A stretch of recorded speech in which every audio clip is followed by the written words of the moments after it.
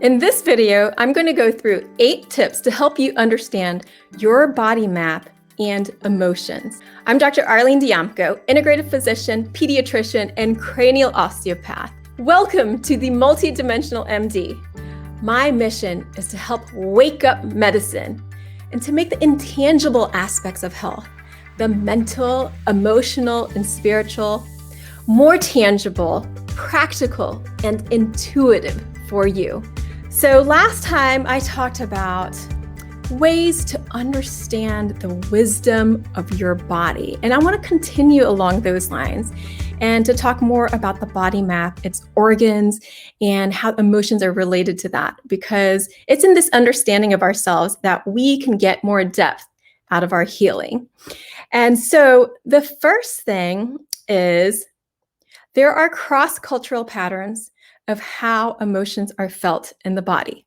So this is really neat because there's a 2013 Proceedings of the National Academy of Sciences study. And in there, they asked people to report where in the body they felt body sensations. So they could color in onto this graph. And so what they found was this was a cross-culture that it tended to be the more positive emotions like love and happiness were more felt all over the body. And you can see in this graphic here that these areas that lighted up in the yellow and the red were more activated. And then the areas that were in blue were actually like deactivated in those different emotions. So in depression right here, you can see that the whole body was like pulled in and deactivated,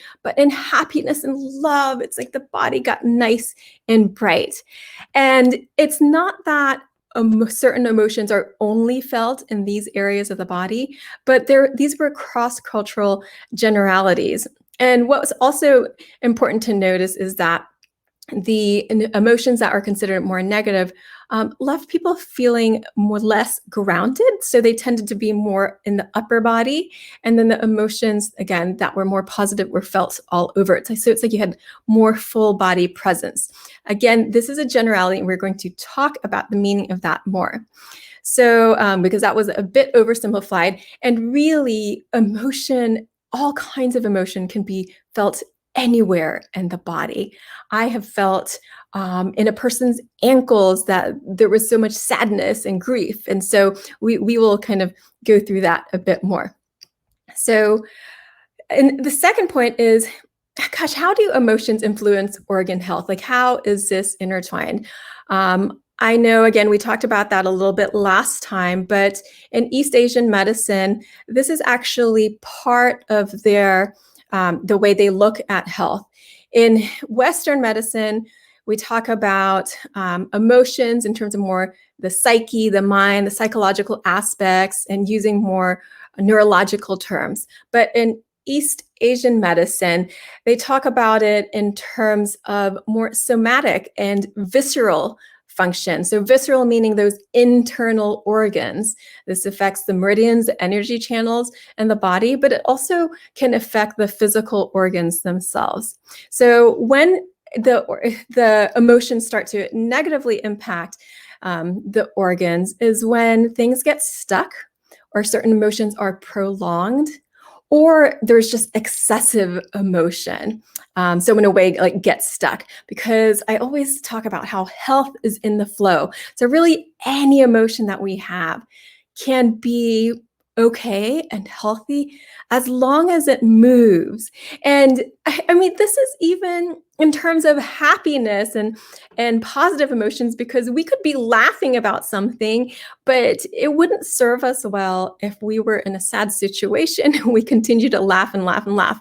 Of course, that's a kind of release, but it's not necessarily a completely healthy or appropriate response. So you can have any emotion. This is the full spectrum, the rainbow of living, as long as it flows. So when it gets stuck or is prolonged, or the emotion is excessive, then it can actually start to influence the organs itself. So we'll go through that. The first one is grief and sadness.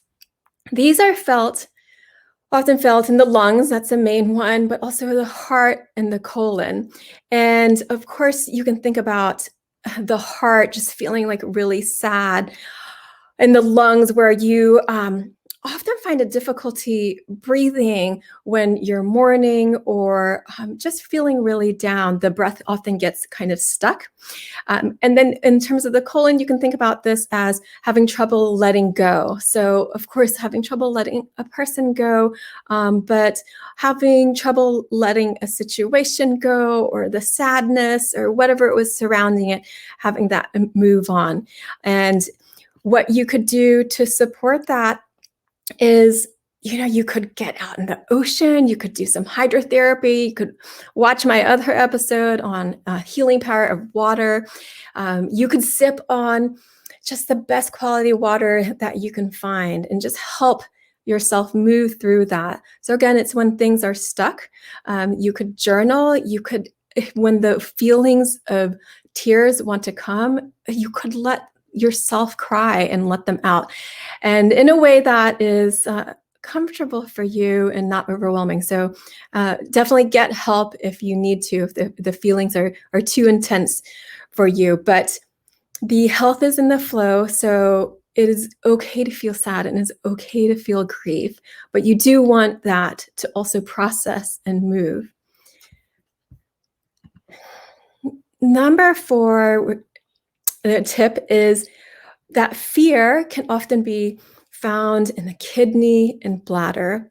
And again, these are generalities. So fear can be anywhere in the body, but the kidney and bladder are typically areas that they can get locked in.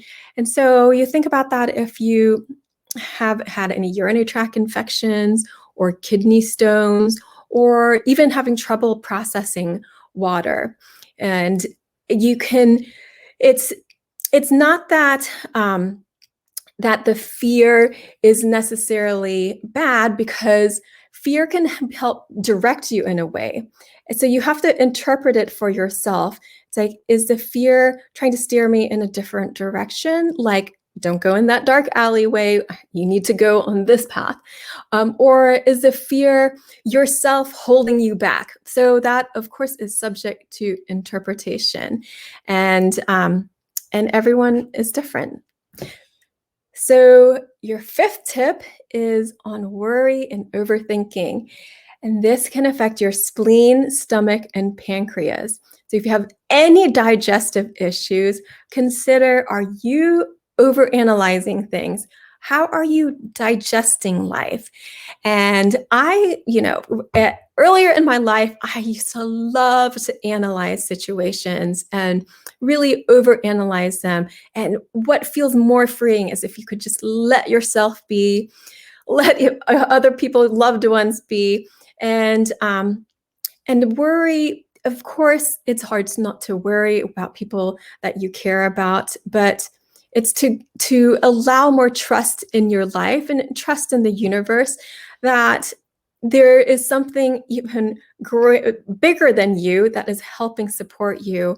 And so in that way, just kind of like sighing into that big nest of the universe and knowing that you are carried through this, so you don't have to worry. I know it's hard, but just keep practicing that. And then on that physical layer, maybe you need to take some digestive bitters, or to just give yourself a little bit more digestive support.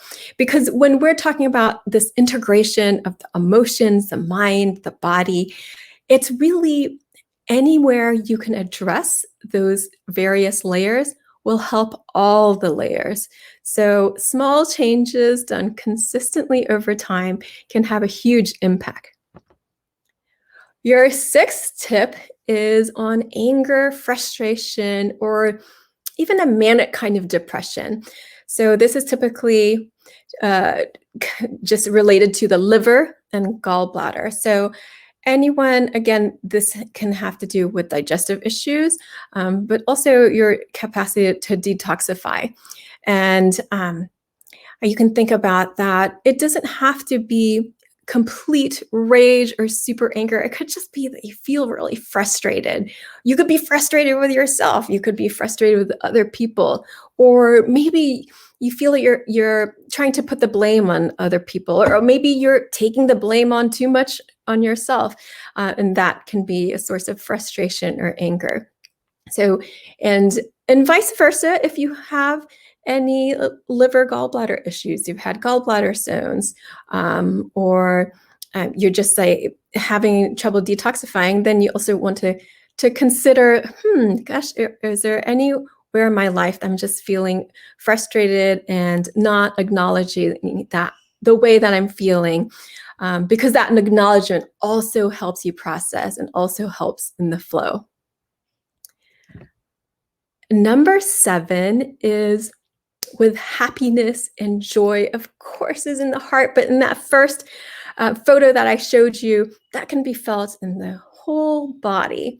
So that's you just like beaming your heart field out in all directions, letting that light in you shine forth. And we talked about some of the opposite of that. It was in the sadness or in the grief. And in those cases, you could be shielding off. But when you have the strength of being vulnerable to feel, and you can put down some of that heart shield and feel more openly so that you can show other people your light and shine that forth into the world. And also allows you to receive that light and love around you. So I hope this helps you. I have one more tip, and it is that each person's experience is unique. And the things that I went through with you today are generalities, but they're also very useful generalities, because if you are not sure what to do, or you're feeling lost as to where to start, then when you start to think about what either your feelings, your emotions, and start to label them, then you can support your physical health in that way. And you can also see how you can support your mental, emotional health. And then on the flip side, if you have physical symptoms and are having trouble addressing them or balancing them out, then you can also open up your perspective and consider, what in the mind and the emotions, what's going on in that mental, emotional body that could be affecting my physical health? And so these are stepping stones which can help you just widen your perspective, give you more ideas of how you can address your health and how to maintain and get back into balance, aligning mind, body, and spirit. So thank you so much for being here with me today. If you have not yet liked and subscribed, please do. I love to hear where you're coming from, and I would love to connect with you. So leave a comment if you can. You can also follow me on Instagram at All Worlds Health, on Facebook at All Worlds Health and Pediatrics, or on my website, allworldshealth.com. I would so love to hear from you. And I will see you next time for another podcast on Wednesday, 11 a.m. EST. Lots of love to you. Have a beautiful rest of your week, and I will see you next week.